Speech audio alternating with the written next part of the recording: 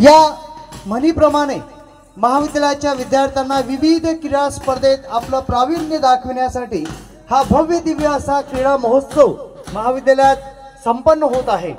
आणि या क्रीडा महोत्सवाचा उद्घाटन समारंभ सन्मान्य मान्यवरांच्या उपस्थितीत आणि आपल्या सगळ्यांच्या साक्षीने या ठिकाणी भव्य दिव्य स्वरूपाने या ठिकाणी संपन्न होत आहे।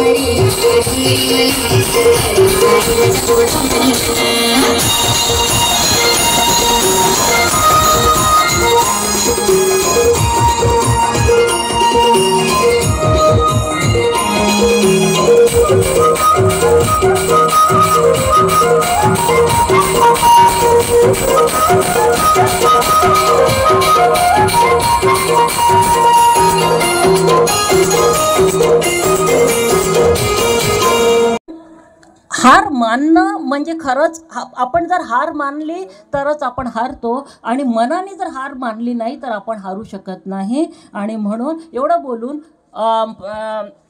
इथे आपल्या महाविद्यालयात चंदेल सर आणि बाकी पदाधिकारी यांनी मला इथे आमंत्रित केलं आणि त्याबद्दल मी त्यांना मनापासून धन्यवाद देते व थांबते। नमस्कार। डॉक्टर धनंजय गहाणे, प्राचार्य नेवजाबाई हितकर्णी महाविद्यालय ब्रह्मपुरी। दुसऱ्या मुख्य अतिथी प्राचार्य डॉक्टर सुनंदाताई अस्वले, प्राचार्य ग्रामगीता महाविद्यालय चिमूर।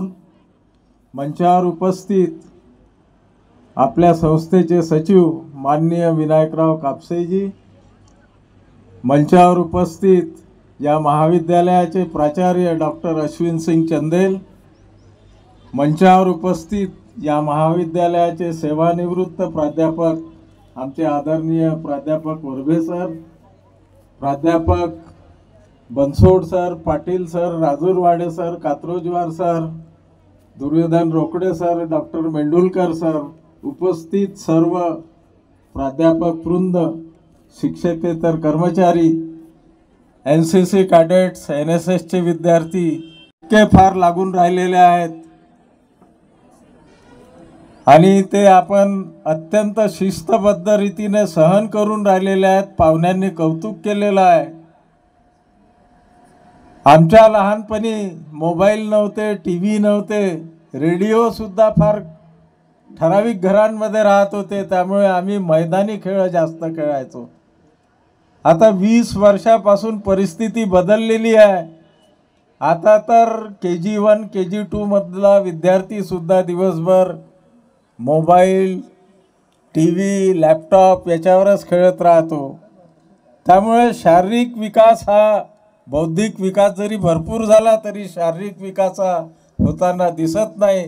त्यामुळे तुमचा आमच्या वैद्यकीय भाषेत सांगायचं म्हणजे तुमचा ॲड्रिनलिन रश वाढवण्यासाठी असा क्रीडा महोत्सव उन्हात अनेक जे फायदे आहेत त्याचा तुम्ही विचार करा. इथं प्रत्येक जणाला काही बक्षीस तर मिळणार नाही. बक्षीस मिळालं तर हे खूप चांगलं झालं असं समजा. परंतु एखादा प्रवीण आहे, आपल्याला माहीत आहे की तो बक्षीस मिळवणार आहे, मला काही बक्षीस मिळणार नाही म्हणून मी त्या स्पर्धेत भाग घेत नाही, असं कधीही मनात विचार आणू नका. कारण की तुम्हाला कोणती गोष्ट जमते, कोणती गोष्ट जमत नाही, या गोष्टीचं टेस्टिंग या उत्सवातून होणार. आणि म्हणून तुम्ही जास्तीत जास्त उपक्रमामध्ये भाग घेण्याचा प्रयत्न करा.